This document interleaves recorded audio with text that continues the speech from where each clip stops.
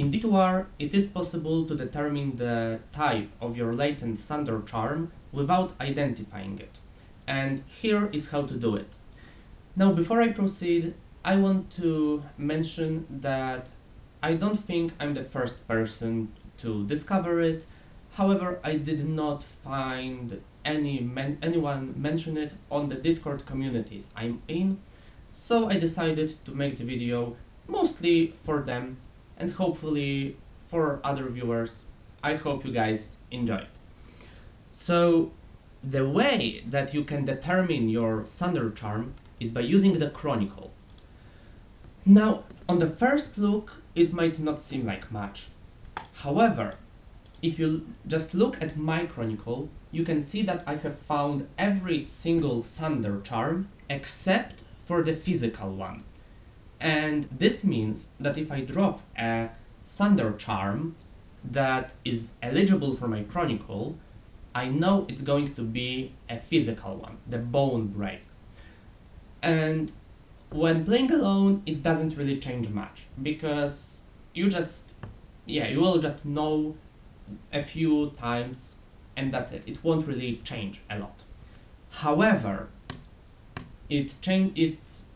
the method becomes overpowered when playing in a party. So how to use it correctly? Here is the list of the members of the Pack of Madmen who I usually clear terror zones with. And here are all the Sunder Charms. As you can see, none of us have a Sunder Charm, a physical Sunder, the Bone Break, in their Chronicle. This means that if we find a Sunder that's eligible for everyone, it's definitely a physical Sunder. And if we find one that's eligible, for example, for Skane and Anzatoro, we know that it's gonna be Crack of the Heavens. This method allows you to determine the Sunder Charm without identifying it.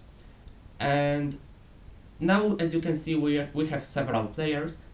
Under the best circumstances, it would be possible to determine a Sunder with just 3 players in a party. Note that once you know what the Sunder is, it's best to not identify it yourself.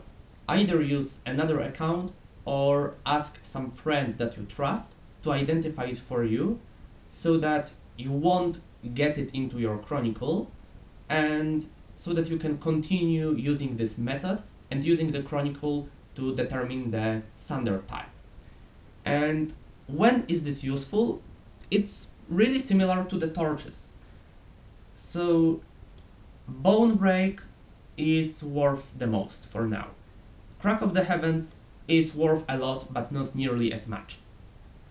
And for example, Rotting Fissure or Black Cleft are basically worthless. Well, Black Cleft is still worth something, but Rotting Fissure is basically given away for free.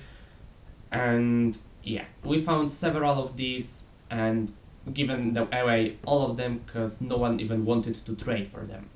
This means that if we manage to determine that, okay, we got a Rotting Fissure, so instead of identifying it, we can just post it on some websites such as Tradery and sell it unidentified for much more than an identified one will go for. And if we know that we got Bone Break or Crack of the Heavens or any other Sunder that we particularly need for our builds, we can just identify it and either use it or trade for a lot more. Yesterday, I managed to hork with the team Crack of the Heavens and Flame Rift. And as it turned out, Flame Rift was worth just a little less than an unidentified Sunder, so we decided to identify it and sell it quicker. And we obviously identified Crack of the Heavens and sold it for double the price of an unidentified Sunder. Now, based on the research we did yesterday, Bone Break can go for up to 7 times the price of an unidentified Sunder, while, as I mentioned, Rotting Fissure is basically worthless. This way, you can whenever you drop a Sunder, you can determine, in a party obviously, you can determine which Sunder it is and decide if you want to identify and get a good one, or trade unidentified because you know it's gonna be worth a really low price, such as the Rotting Fissure or Black Cleft. I hope you guys enjoyed the video, and I hope this method helps you. Good luck on your Sunder Charm hunting, and have a good day.